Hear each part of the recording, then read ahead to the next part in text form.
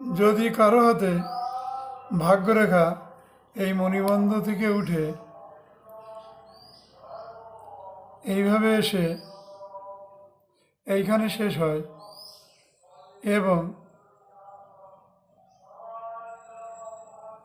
এইখানে যদি এরকম একটা ত্রিকোণ আকৃতির চিহ্ন হয় আর এই রেখাটা যদি ঘুরে এইভাবে যায়, এরকম পজিশন যদি হয় কোনো হাতে, তাহলে তার বাল্য অবস্থায় অত্যন্ত ভালো যাবে, আনন্দ এবং সুখদ।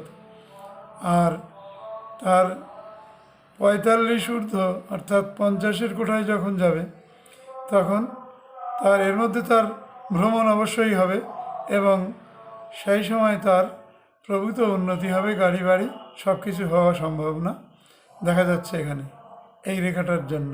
কিন্তু এই ত্রিকোণ চিহ্নটার জন্য সেই জাতকের এই মাঝের সময়গুলো অনেক ঝঞ্ঝাট, অনেক ঝামেলা, অনেক সমস্যা যুক্ত যাবে। ধন্যবাদ বন্ধুরা, তোমরা লাইক, কমেন্ট, শেয়ার, সাবস্ক্রাইব করো, যাতে আমি তোমাদের সামনে এইরূপ আরও অনেক জটিল তথ্য নিয়ে হাজির হতে পারি।